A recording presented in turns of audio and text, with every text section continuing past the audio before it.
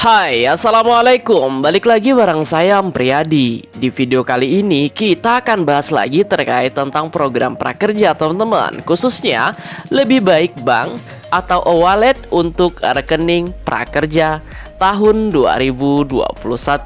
Kita akan bahas secara tuntas video ini atau materi ini agar teman-teman mendapat gambaran mau bank atau e-wallet seperti itu. Oke teman-teman, jika kalian merasakan sedikit manfaat dari video ini, silahkan di-share kepada teman-teman yang lain agar yang lain juga mendapat ilmu dan pemahaman seperti ini. Ingat teman-teman, satu kebaikan yang kita lakukan akan menghasilkan kebaikan-kebaikan yang lain. Berkah buat kita semua. Oke teman-teman, langsung saja kita ke pembahasan. Perlu diketahui bahwa program prakerja memiliki 3 dana penyaluran untuk peserta program prakerja yang sudah lolos. Ingat, yang sudah lolos. Yang pertama adalah dana penyaluran pertama sebesar 1 juta. 1 juta ini dikirim di dashboard untuk modal awal pelatihan dan tidak bisa dicairkan. Ya, di dashboard itu adalah di akun program prakerja kalian. Kemudian dana yang kedua itu berupa insentif sebesar 600.000.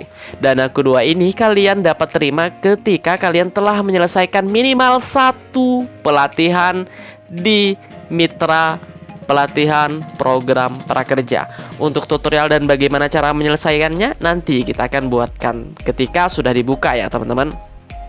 Uang 600.000 ini akan diberikan selama 4 kali selama 4 bulan berturut-turut. Artinya bulan pertama, bulan kedua, bulan ketiga, bulan keempat. Nah, 600.000 yang totalnya ketika dikumpulkan itu adalah 2.400.000. Dana ini langsung dikirim ke rekening peserta. Oke, rekening itu ada 2 tadi ya, bank dan e-wallet. Lanjut, dana ketiga berupa uang survei sebesar 50.000 yang disalurkan selama 3 kali pencairan dalam 3 bulan. Bahkan bulan Desember kemarin itu ada dalam 1-2 hari itu ada sudah cair ke 3-tiganya. Seperti itu karena kemarin itu penutupan akhir tahun ya. Jadi dicepatkan untuk proses pencairan uang insentifnya. Nah, lalu yang menjadi pertanyaan dari banyak rekan-rekan adalah ini, rekening apa yang rekomendasi bank untuk pencairan insentif dan uang survei program prakerja ya? Yang rekomendasi menurut abang seperti apa? Oke teman-teman, kita akan bahas di video kali ini. Semoga sekali lagi kalian yang baru pertama kali mendapat gambaran langkah seterusnya itu seperti apa dalam memilih rekening dan e-wallet. Oke, sebelum lanjut teman-teman yang baru mampir, silahkan dicek video-video kita. Kita banyak membahas tentang bantuan sosial khususnya di masa pandemi ini. Semoga dengan video-video yang kita sajikan teman-teman merasa terbantu dan mendapat informasi yang akurat terkait tentang bantuan sosial. Hampir setiap hari kita update, dijamin teman-teman gak bakal ketinggalan informasi. Kita update juga tentang prakerja, UMKM, PKH, dan program-program lainnya. Oleh karena prakerja pada bulan ini akan dibuka, jadi kita fokus nih edukasi terkait tentang program prakerja itu sendiri. Karena pendaftarnya lumayan banyak teman-teman. Oke, dan yang belum subscribe silahkan subscribe dan nyalakan loncengnya agar teman-teman semua nggak ketinggalan informasi ketika kami mengupload video terbaru terkait tentang bantuan sosial. Semoga berkah buat kita semua. Oke teman-teman, langsung saja kita ke pembahasan. Agar lebih mudah, kami buatkan konsep seperti ini. Yang pertama rekening. Rekening itu ada 2. Yang pertama adalah teman-teman menggunakan bank. Dalam hal ini banknya hanya 1, yaitu Bank Himbara. Dan Bank Himbara itu hanya Bank BNI. Selain bank itu nggak bisa digunakan. Oke, paham ya? Hanya Bank BNI saja. Bang, bagaimana kalau saya tidak punya Bank BNI? Oke, nanti kita akan bahas teman-teman. Kemudian selanjutnya adalah teman-teman juga bisa gunakan e-wallet. Ya, e-wallet itu sebuah aplikasi yang bisa digunakan untuk transfer uang. Kalau teman-teman itu belum mengetahui e-wallet itu seperti apa. Dan aplikasinya bisa teman-teman download di Play Store. Oke. Nah, yang pertama kita akan bahas tentang bank dulu, teman-teman. Nah, untuk bank sendiri kita akan bongkar nih kelebihan dan kekurangannya seperti apa. Yang pertama kita akan bahas tentang kelebihannya terlebih dahulu, teman-teman. Yang pertama adalah seringkali proses pencairan lebih cepat dibandingkan dengan e-wallet. Oke, benar nggak teman-teman yang sudah senior? Kalau benar silahkan komentar ya. Jadi seringkali ini lebih cepat dibandingkan dengan teman-teman yang menggunakan e-wallet. Nah, ini salah satu kelebihan yang kita sukai.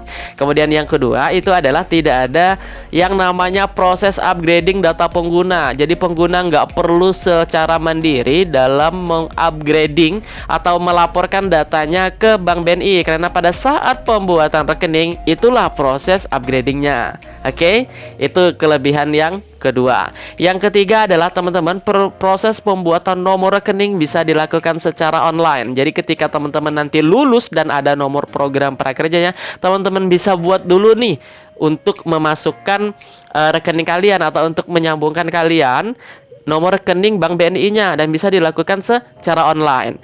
Kemudian yang keempat adalah pembuatan buku rekening dan ATM-nya gratis. Jadi teman-teman yang nggak punya Bank BNI, ya mumpung-mumpung gratis, teman-teman buat aja. Itu nanti ada labelnya prakerja dan nggak ada potongan per bulannya, teman-teman. Hanya bayar materai saja pada saat pembuatan buku rekeningnya. Nah, itu kelebihan yang keempat ya. Kemudian kelebihan yang kelima, teman-teman, buku tabungan dan ATM selain digunakan untuk insentif prakerja, itu bisa juga digunakan untuk keperluan sehari-hari. Misalnya dari keluarga ingin mengirim uang, kemudian kalau kita ingin mengirim uang, nah itu bisa digunakan. Jadi nggak hanya untuk program prakerja saja. Ya, sudah jelas ya 5 kelebihan dari Bank BNI ini.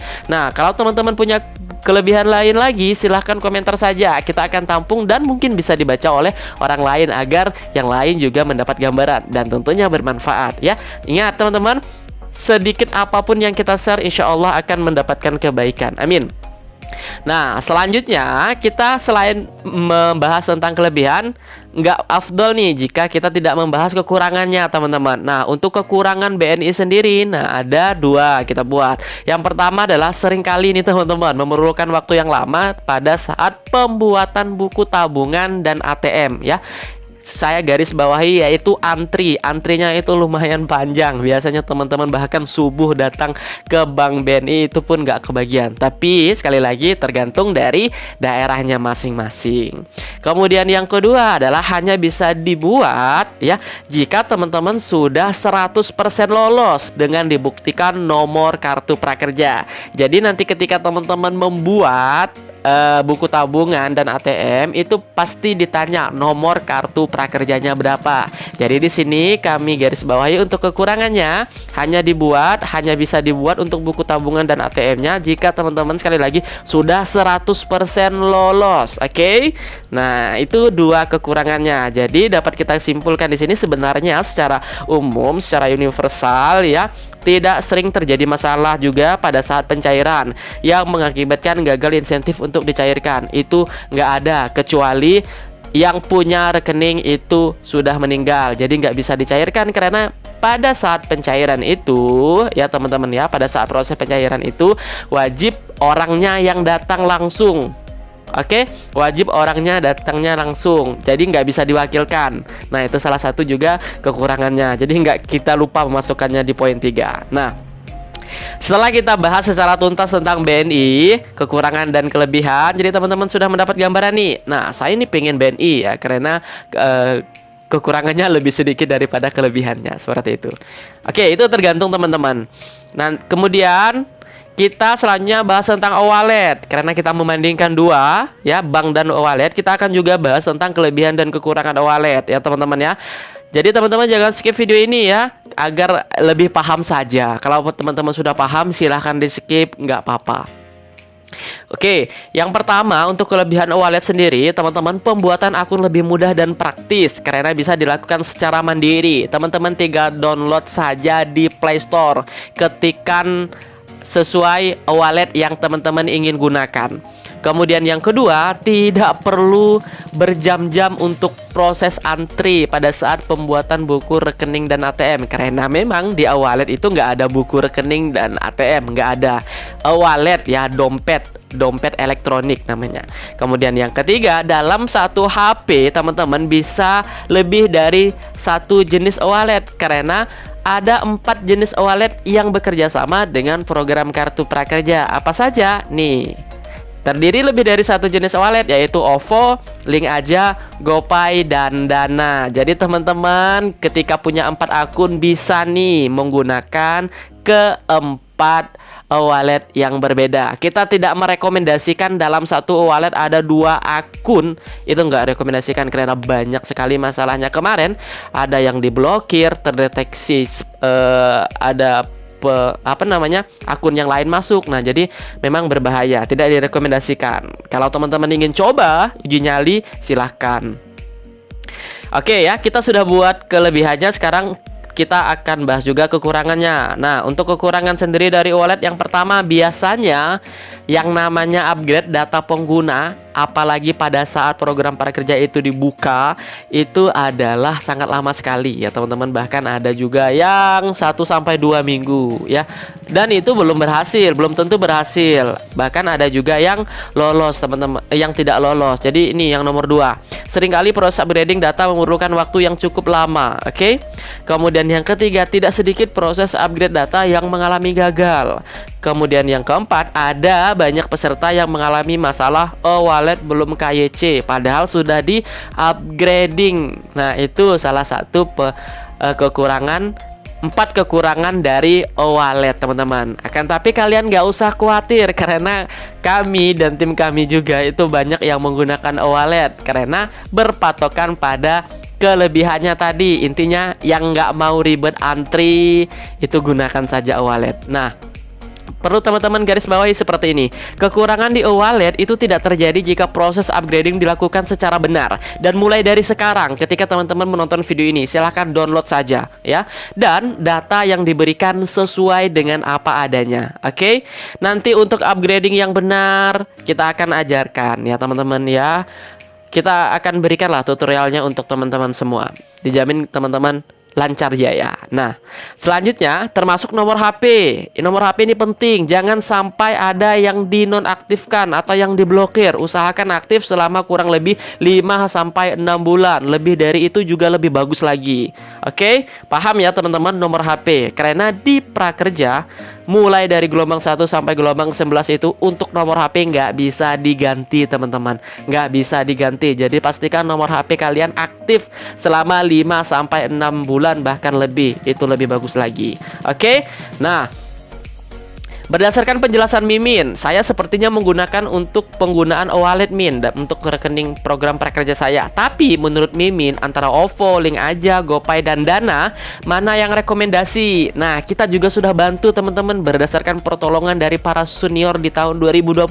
Nah, untuk kita sudah mengadakan polling di tab komunitas kita, teman-teman yang untuk updatean terbaru terkait tentang insentif, pencairan, tanggal berapa, kita akan update di tab komunitas. Jadi teman-teman tahu nih tanggal berapa yang cair seperti itu ya. Jadi teman-teman bakal nggak ketinggalan informasi. Nah, kita sudah melakukan polling di sini teman-teman. Untuk pengguna kita fokus ke yang e-wallet aja ya. Di sini ada OVO, Link Aja, GoPay, dan Dana. Untuk dananya sendiri ini memang lebih sedikit dari yang sebelumnya, dari yang lainnya karena memang Dana di tahun 2021 baru menjadi partner program dari prakerja. Nah, untuk OVO sendiri itu adalah 38%, Link Aja 8%, GoPay 19%. Saya nggak tahu nih kenapa OVO ini lebih banyak ya teman-teman, padahal Link Aja itu yang biasanya cepat cair ya. Oke, komen ya teman-teman ya yang pengguna Link Aja. Dan saya juga kemarin itu menggunakan OVO ya teman-teman. Nggak ada halangan yang berarti sih, nggak ada sama sekali, nggak ada masalah. Nah, untuk kelebihan dan kekurangan mana yang rekomendasi antara OVO, kemudian Link Aja, GoPay, kita akan update di video berikutnya. Kita akan buat secara detail kelebihan dan kekurangan masing-masing e-wallet. Jadi teman-teman pantau terus ya agar tidak ketinggalan informasi. Semongko. Nah, mungkin sampai di sini saja video singkat ini, semoga bermanfaat. Sekali lagi jika bermanfaat jangan sungkan dan di-share kepada teman-teman yang lain, serta yang belum paham silakan tinggalkan di kolom komentar pertanyaannya. Nanti kita akan jawabkan. Kita akan stay selama 1-2 jam pada saat video pertama kali diupload. Jadi teman-teman yang ingin bertanya, silahkan tanyakan saja di video terbaru kita terkait tentang apapun itu. Oke? Meskipun di luar konteks dari video yang kita upload. Nah, sekali lagi teman-teman, terima kasih telah menonton video ini sampai selesai. Dan kami akhiri. Assalamualaikum warahmatullahi wabarakatuh. Sampai ketemu di video berikutnya.